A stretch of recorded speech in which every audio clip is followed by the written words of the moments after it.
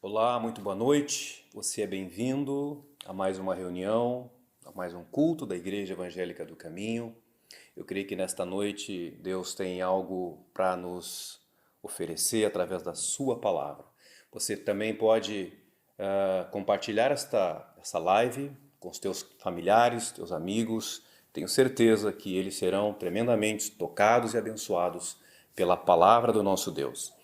Eu queria, já de início, ler um trecho da Escritura, que está no livro de Romanos, capítulo 11, versículos 33 a 36, diz assim a palavra de Deus: Ó profundidade da riqueza, tanto da sabedoria quanto do conhecimento de Deus! Quão insondáveis são os seus juízos e quão inescrutáveis seus caminhos! Quem, pois, conheceu a mente do Senhor? Quem foi seu conselheiro? Quem primeiro deu a ele para que venha a ser restituído? Porque dele, por meio dele e para ele são todas as coisas. A ele, pois, a glória eternamente. Amém. Uma das coisas, queridos, que estava oculto aos nossos olhos, Deus desvendou através da pessoa de seu Filho Jesus. Então, aquilo que outrora para nós era inescrutável, era, como diz aqui, algo que não podia ser sondado pelos nossos olhos e corações, Deus revelou através da palavra e através de Jesus Cristo. Por isso, nesta noite, nós queremos orar, nós queremos entregar tudo ao nosso Deus. Pai, nesta noite, entregamos nossas vidas em Tuas mãos. Obrigado por Tua palavra, que é poderosa, que é viva e eficaz. Que sejam desvendados, Senhor, os segredos da Tua palavra ainda mais a nós, que estamos ansiosos para recebê-la em nosso coração. Abençoa a palavra, abençoa o louvor, abençoa esta reunião. A Ti queremos dar a honra, a glória e todo o louvor. Amém. Nós vamos a um momento de louvor e adoração, em seguida com a palavra de Deus. Deus abençoe.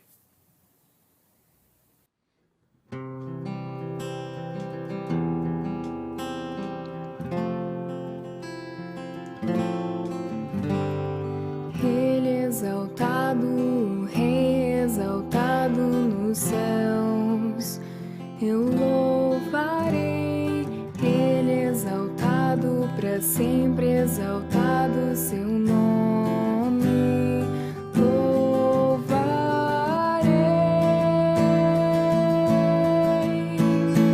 Ele é o Senhor, sua verdade vai sempre reinar. Terra e céus glorificam seu santo nome. Ele exaltado,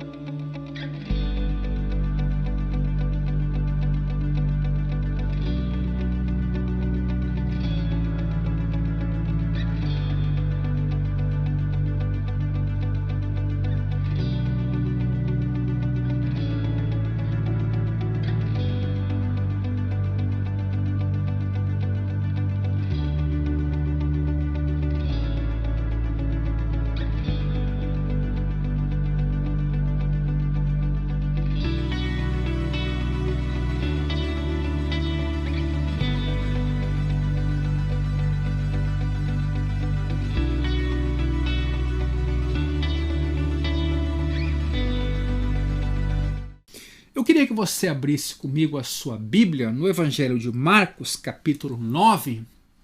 Nós vamos olhar hoje dos versos 14 até o 29, são 16 versos mais ou menos, e vamos olhar para o encontro de Jesus com uma família que estava sofrendo em meio ao seu dilema específico, um filho enfermo, mas que gerava também dor num pai, e como também os discípulos estão relacionados nessa história, e também os escribas, né? Então, e o diabo também está aqui. Então é interessante que em Marcos 9, a partir do versículo 14, tenhamos assim um cenário bastante abrangente, envolvendo diversos personagens, alguns com os quais Jesus lutou, como o diabo, também por que não dizer os escribas, outros discipulados por Jesus, seus discípulos mesmo, e por fim um pai e o seu filho necessitados. Marcos capítulo 9, versículo 14, Marcos narra a história desse jeito aqui. Quando eles se aproximaram dos outros discípulos, aqui Jesus está descendo do Monte da Transfiguração, ele, Pedro e João, né,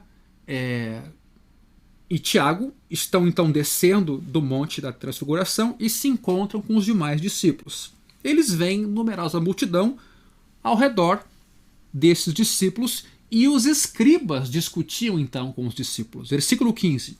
E logo toda a multidão, ao ver Jesus, ficou surpresa e correndo até ele o saudava. Então Jesus perguntou: que é que vocês estão discutindo com eles? E um do meio da multidão respondeu: Mestre, eu trouxe até o Senhor o meu filho, que está possuído de um espírito mau, aliás, de um espírito mudo. E este, sempre que se apossa dele, lança-o por terra, e ele espuma, range os dentes e vai definhando. Pedi aos teus discípulos que o expulsassem, mas eles não puderam. Então Jesus exclamou: ó geração incrédula, até quando estarei com vocês? Até quando terei de suportá-los? Tragam o menino até aqui. E eles o trouxeram. Quando ele viu Jesus, o espírito imediatamente agitou o menino com violência. E caindo ele por terra, revolvia-se espumando. Jesus perguntou ao pai do menino: há quanto tempo isso está acontecendo com ele? O pai respondeu: desde a infância. E muitas vezes o tem lançado no fogo e na água para o matar. Mas, se o Senhor pode fazer alguma coisa, tenha compaixão de nós e ajude-nos. Ao que Jesus respondeu: se o Senhor pode, tudo é possível ao que crê. E imediatamente o pai do menino exclamou: eu creio, ajude-me na minha falta de fé. Vendo Jesus que muita gente estava se reunindo, repreendeu o espírito imundo, dizendo-lhe: espírito mudo e surdo, eu ordeno a você, saia deste menino e nunca mais entre nele. E ele, gritando e agitando-o muito, saiu, deixando-o como se estivesse morto, a ponto de muitos dizerem: morreu. Mas Jesus, tomando-o pela mão, o ergueu, e ele se levantou. Quando Jesus entrou na casa, os seus discípulos lhe perguntaram em particular: por que nós não pudemos expulsá-lo? Jesus respondeu: esse tipo de espírito só pode ser expulso por meio de oração. Por que a leitura do texto? Qual a importância dela e de falarmos em cima do que aqui foi narrado? Entendermos como Marcos viu Jesus se relacionando com pessoas sofredoras, perseguidores e os próprios discípulos, de modo que nós possamos extrair lições, porque Deus é o mesmo ontem, hoje e será eternamente. A palavra de Deus ela não muda. Deus ele é o mesmo em natureza, quer dizer, Como entendemos uma passagem como essa, contada por alguém próximo? Aqui quem narra ela é Marcos, mas provavelmente quem contou isso para Marcos escreveu, foi Pedro, um grande expoente para Marcos, né? Marcos sempre teve essa proximidade com Pedro, então todo mundo sabe que esse evangelho de Marcos é muito provavelmente a história de Pedro dada a esse homem aqui, Marcos, que tomou tudo e registrou. Ou seja, como os discípulos leram, enxergaram, perceberam esse momento de Jesus se relacionando com pessoas. Mas mais do que isso, como aprove a Deus que isso fosse registrado. Como Deus permitiu e moveu esse tipo de narrativa, de modo que nós hoje, entendendo bem como Jesus lidou com pessoas naquele tempo, como ele se apresentou, possamos também hoje entender mais um pouquinho de Deus e mais um pouquinho da vida humana. Jesus está descendo de um monte, o Monte da Transfiguração, não se sabe o nome desse monte, está num momento lá muito especial com os seus discípulos mais próximos, né? E ele, quando desce do monte, já enfrenta uma dificuldade. Aliás, isso é uma tendência na nossa vida de fé, né? A gente aparentemente tem uma vitória aqui, acolá, tem uma alegria na nossa fé, vendo o que Deus fez ou faz, e logo a seguir vem um desafio. E eventualmente podemos até pensar que Deus está nos tentando, ou se ausentou, ou de alguma maneira não era Deus que estava conosco então ali antes, no começo. Mas a verdade é que isso fez parte da vida de Jesus. Esses altos e baixos no sentido de não perceber em Jesus inconstâncias, mas quando Jesus, sendo Deus, lidava com a dor humana, esse tipo de sofrimento ele não escondia. Ele enfrentava e ele se compadecia junto. Ele era Deus homem também. Às vezes a gente tem uma ideia muito de uma fé blindada, muito celestial, muito etérea, que não convive com os problemas, com a necessidade, com a pobreza, com os problemas morais. A gente meio que tem uma fé, às vezes, muito privada, numa espécie de redoma, protegida. Mas a verdade é que Jesus, mesmo sendo Jesus, Cristo, sendo Deus, era homem. E nos momentos de revelação, como esse aqui da Transfiguração, ele também sucedia-se em momentos de luta, em momentos de dor, e aqui é o que nós encontramos. O que Jesus então vê com os seus discípulos mais íntimos? Os escribas inquirindo os discípulos de Jesus, que estavam em missão.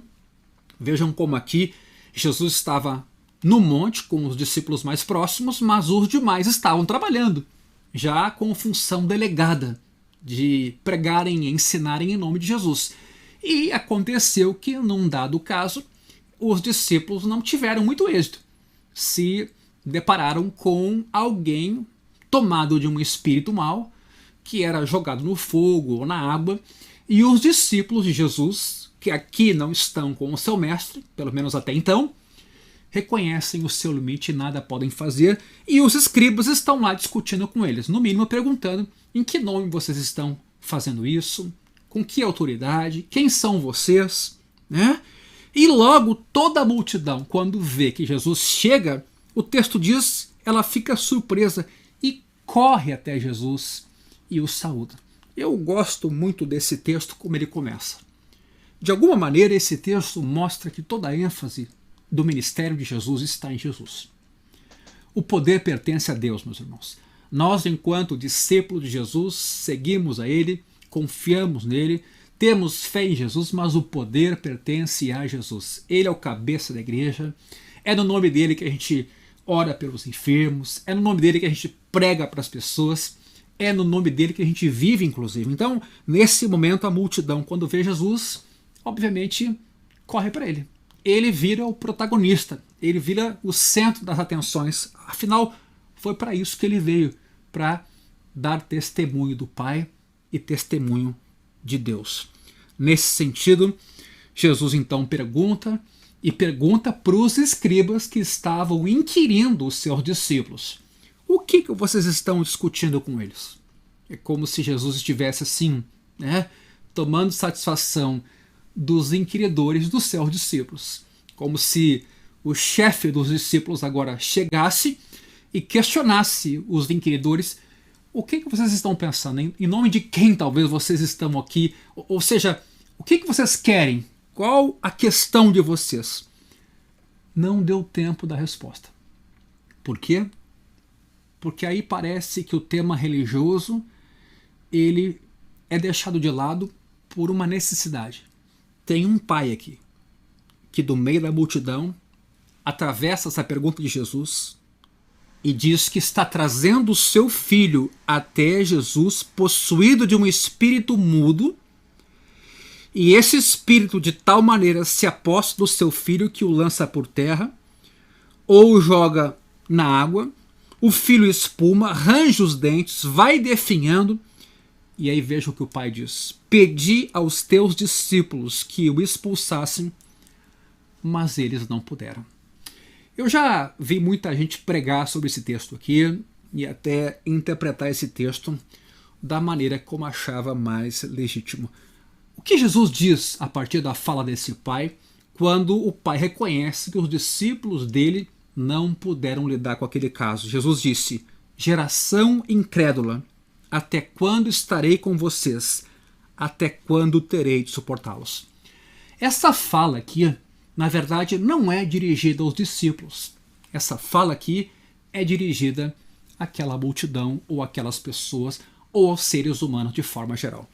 Essa expressão geração incrédula é uma expressão que aparece mais 4 vezes em Marcos, e o sentido dela nunca é como se direcionando aos discípulos, mas sempre ao povo, às pessoas de forma geral, né? Se não estou enganado, no grego aqui é genel. Ou seja, Jesus na verdade está enfrentando as dores humanas, o pecado humano, as dificuldades humanas, a inimizade humana com Deus por causa do pecado, e ele então, de alguma forma, só está mostrando que o sofrimento daquele rapaz, o sofrimento do pai, a possessão demoníaca, é tudo resultado de uma queda há muitos anos atrás, de uma desordem espiritual dos seres humanos com Deus e entre si, que acarretou doenças, possessões, acarretou muito sofrimento. E Jesus então quer fazer esse diagnóstico, então olha ao derredor, imagino, e diz: geração incrédula, até quando estarei convosco? Até quando terei de suportá-los? Mas aí o coração de Jesus ele se move de compaixão e diz: tragam aqui o menino. Tragam aqui o menino. Então as pessoas que estavam ali, ou o próprio pai, trazem o menino a Jesus, e o interessante é que quando aquele menino vê Jesus, o espírito imediatamente se agita, né, e agita o menino. Não é a primeira vez que isso acontece no ministério de Jesus, e com tal violência que o menino cai por terra e acaba acontecendo exatamente aquilo que o pai relatou. É como se o relato do pai agora fosse ilustrado pela realidade, quer dizer, era aquilo mesmo que o pai vivia. Mas veja a pergunta de Jesus então agora para esse pai: há quanto tempo isso está acontecendo com ele? Então, de novo, começa Jesus inquirindo os escribas. Não dá tempo dos escribas responderem, porque o pai clama pelo socorro do filho. E ao clamar pelo socorro do filho, Jesus lamenta o que o pecado fez com a humanidade e o endurecimento do coração do ser humano que não crê em Deus. E lá no Éden foi bem isso, que se é autônomo de Deus. Mas mesmo assim, ele pede que o menino lhe seja trazido. E depois que o menino é trazido e se possui naquela hora, a entidade toma aquele menino e mostra o que é a vida daquele menino, Jesus tem interesse em saber há quanto tempo aquilo acontece.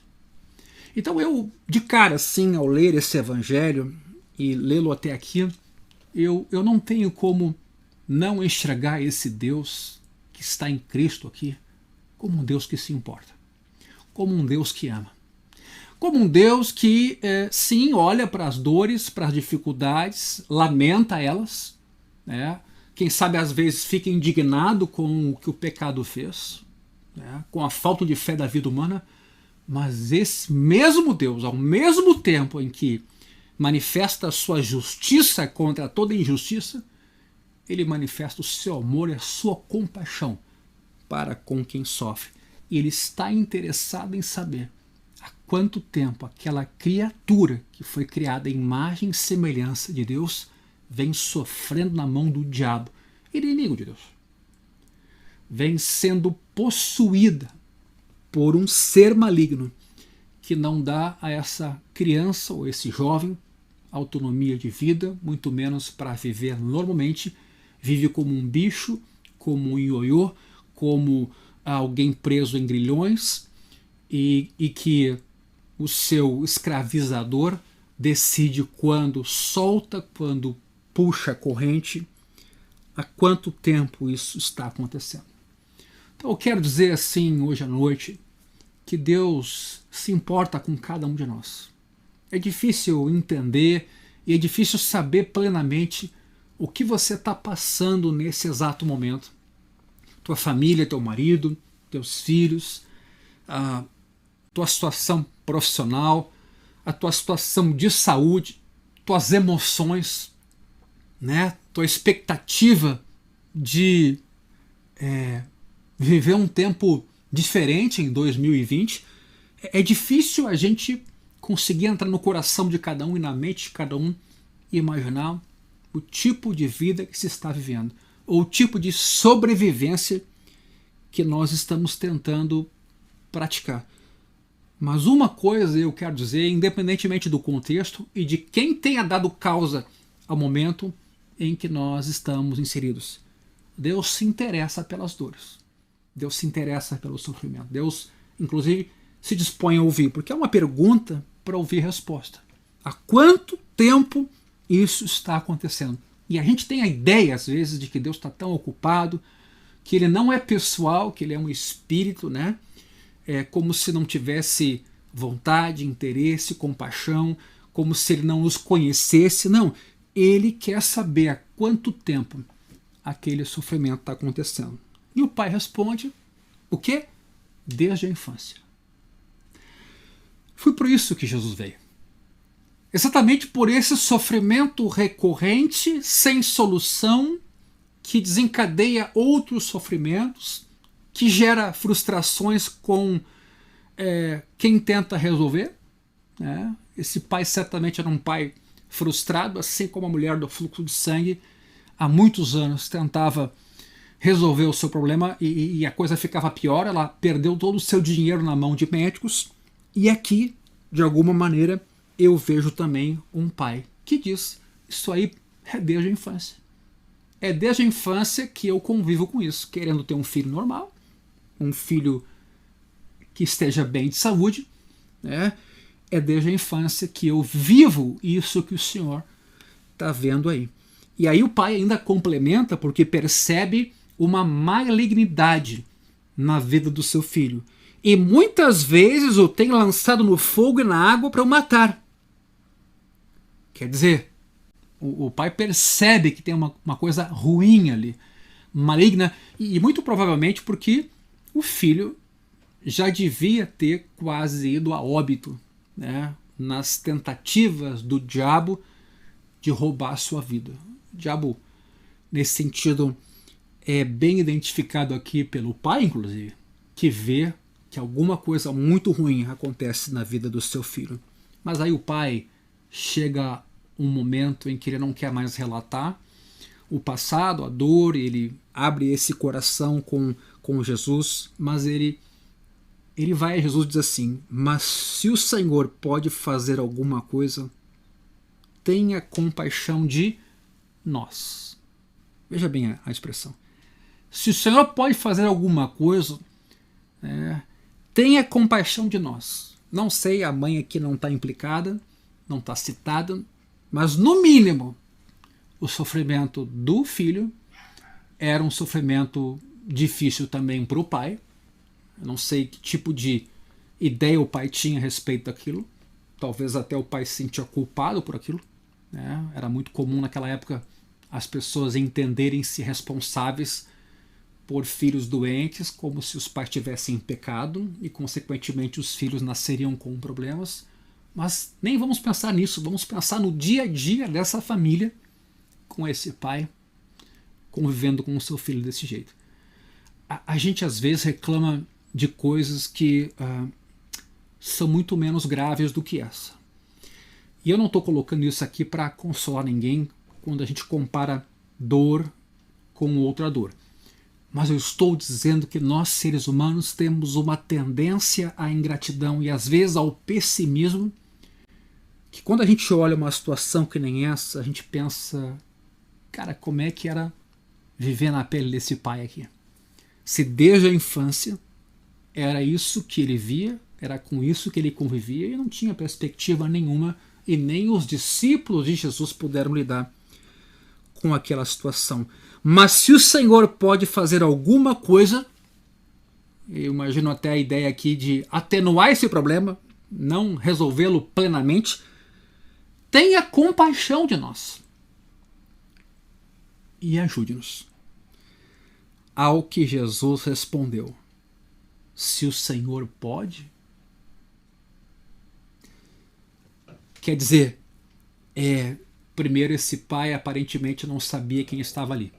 Mesmo que ele tivesse escutado sobre Jesus, aparentemente ele não sabia que ali estava o Filho de Deus, que tinha sobre a terra todo o poder e autoridade, confiadas, né, por Deus a ele, o Filho.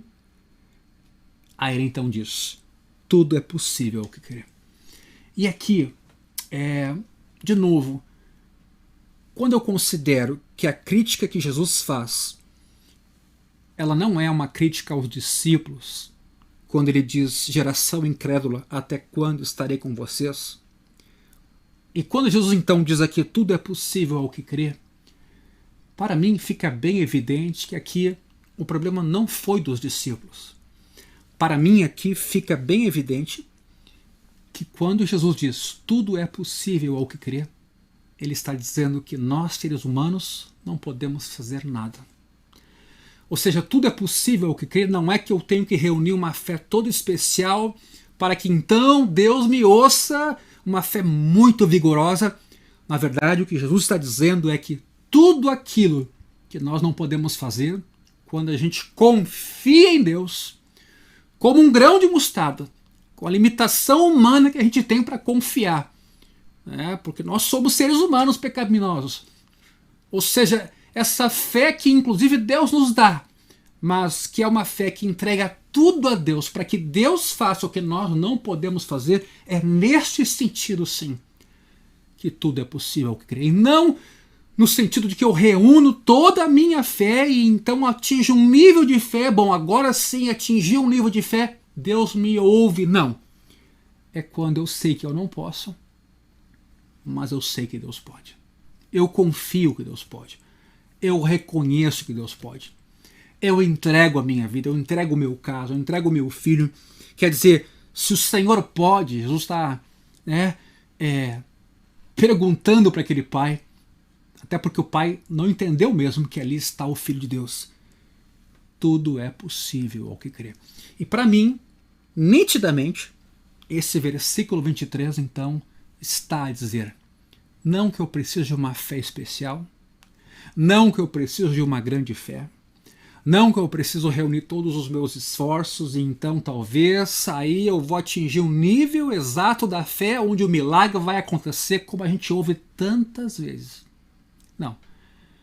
Tudo é possível ao que crer é quando a gente sabe que a gente não pode, que a gente era como esse pai ou como esse menino, convivendo com limites humanos, com dores e com fraquezas, mas quando Deus entra na história, essa geração incrédula passa a confiar em Deus, bom, aí Deus vai mostrar o que Ele pode fazer, quem Ele é e como Ele é poderoso.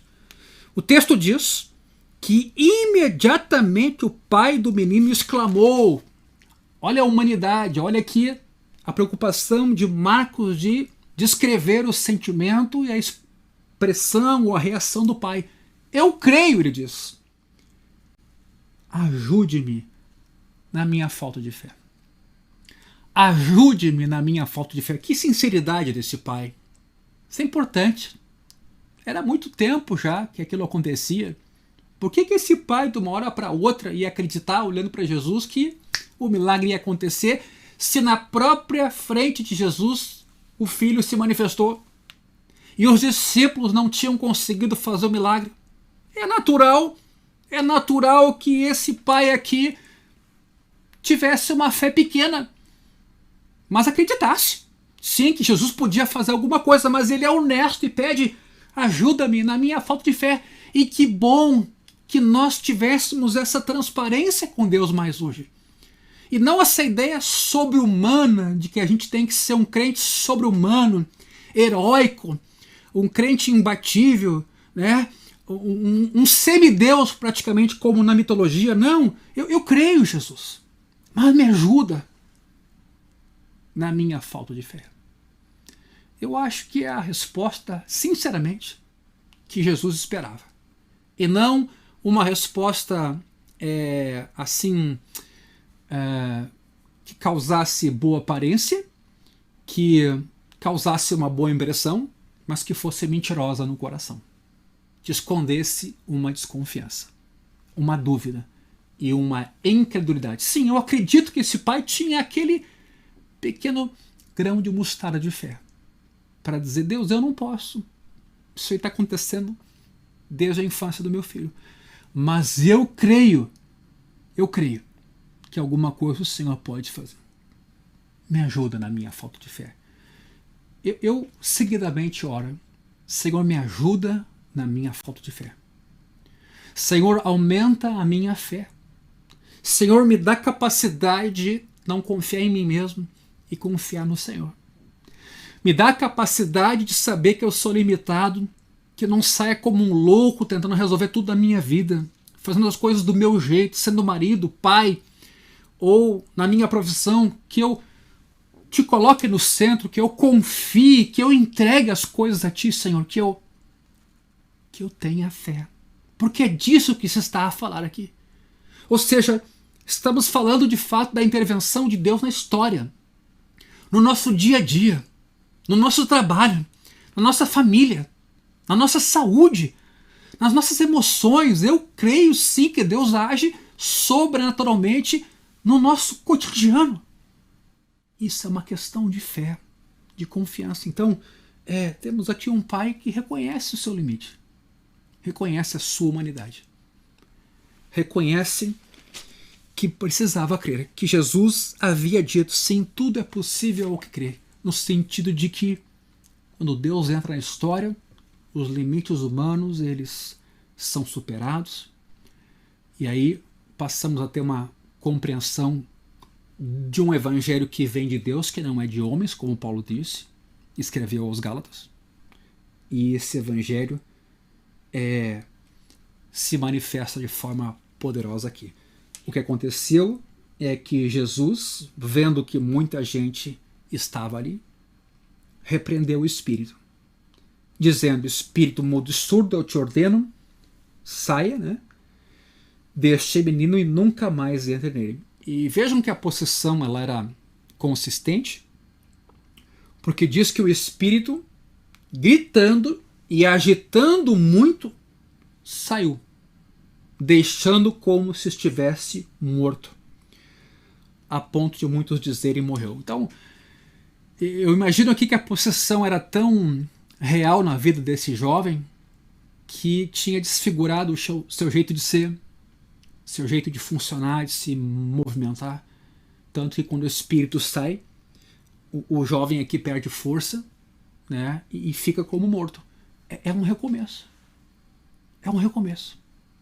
É uma libertação que aparentemente até no início dá um pouco de medo em todo mundo. Pensaram: morreu.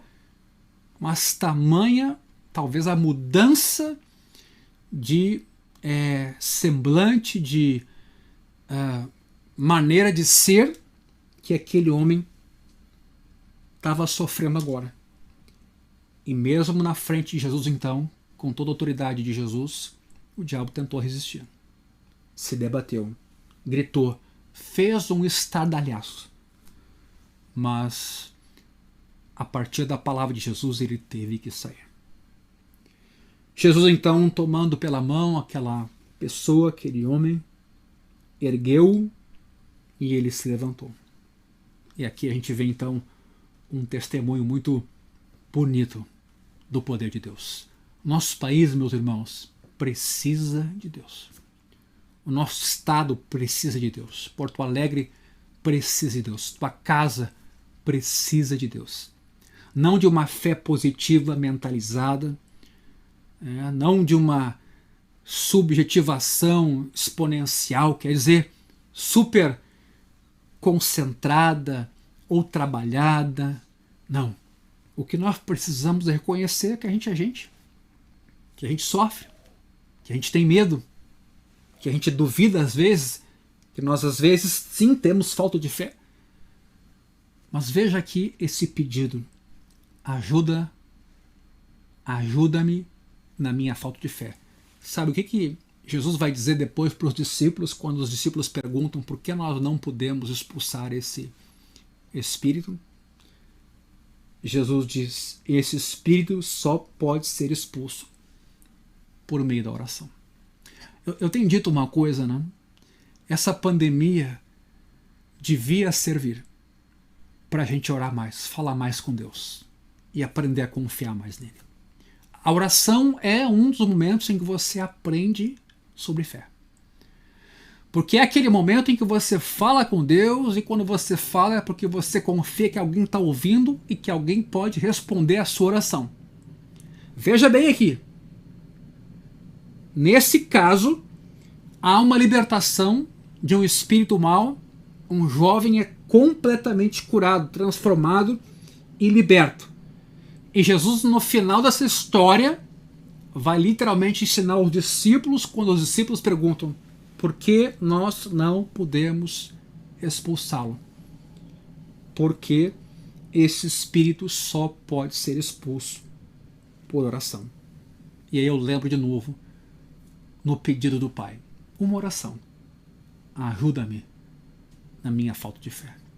Quer saber? Aqui quem manifestou fé foi esse pai.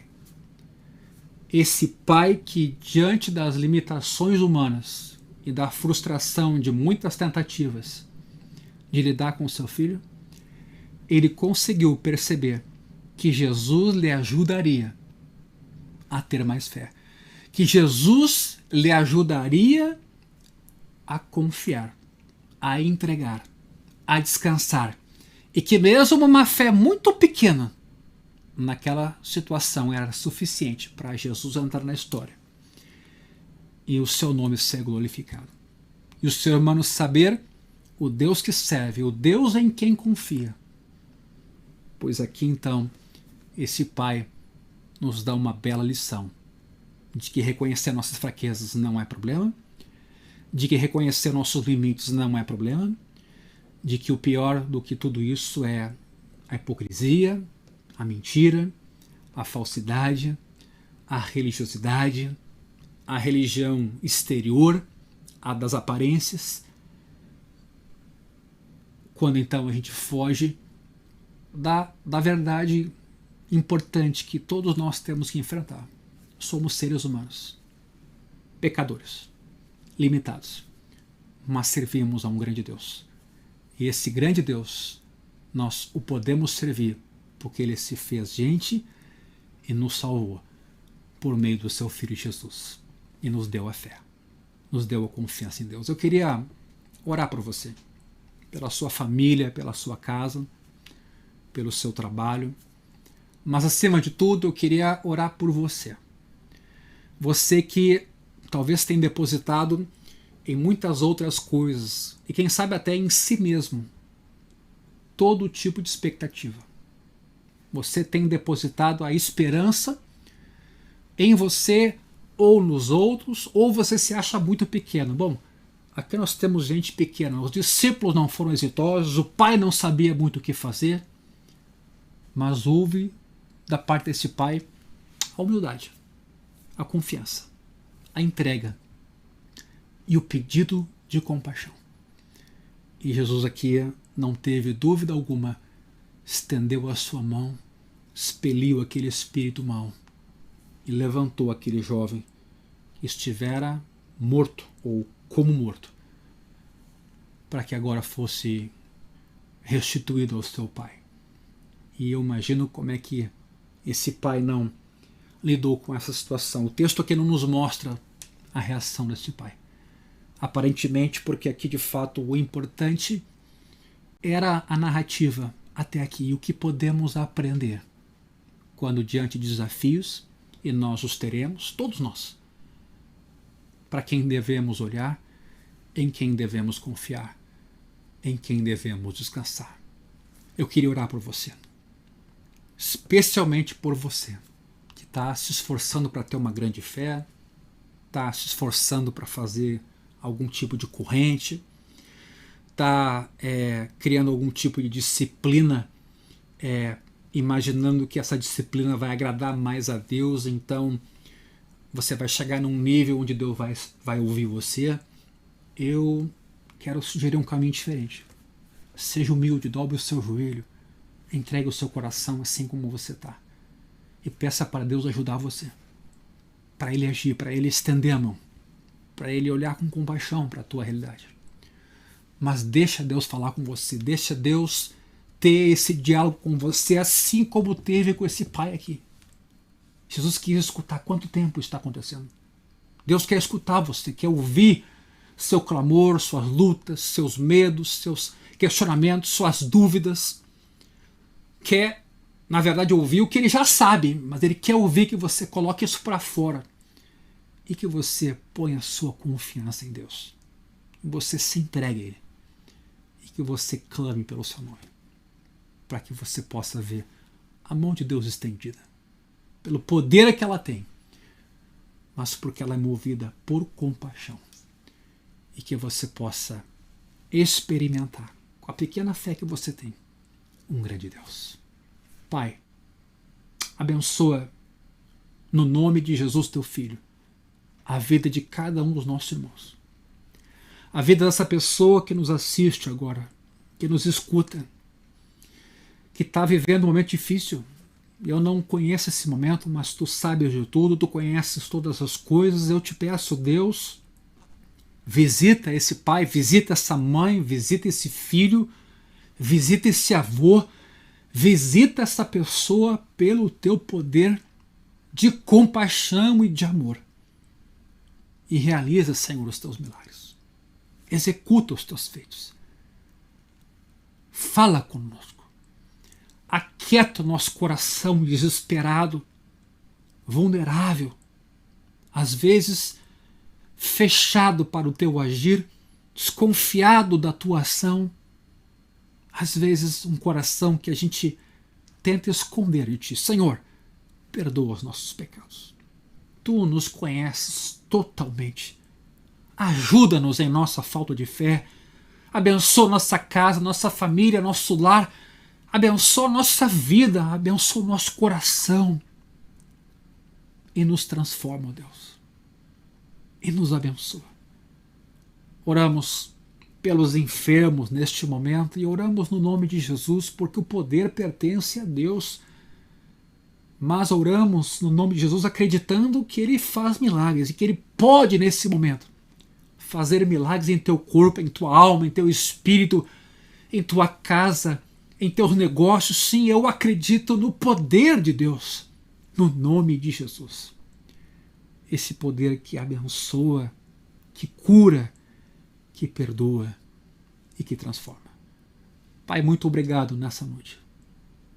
Te damos toda a honra, toda a glória e todo o louvor. Amém.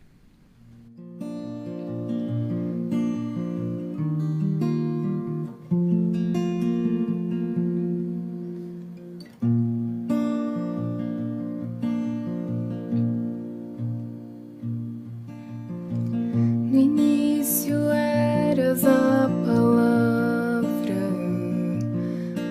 com Pai o Altíssimo.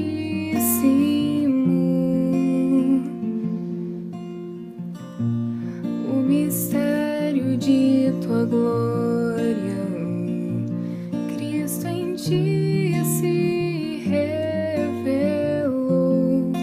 Ó, quão lindo esse nome é, ó, quão lindo esse nome é, o nome de Jesus, meu Rei. Ó, quão lindo esse nome é, maior que tudo ele é.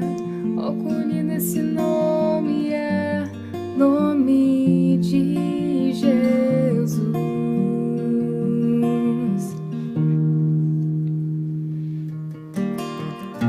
Deixou o céu para buscar-nos, veio pra nos resgatar. Amor maior que o meu pecado, nada vai nos separar. Ó, quão maravilhoso é, ó, quão maravilhoso é o nome de Jesus, meu Rei. Ó, quão maravilhoso é, maior que tudo ele é. Ó, quão maravilhoso é nome de Jesus.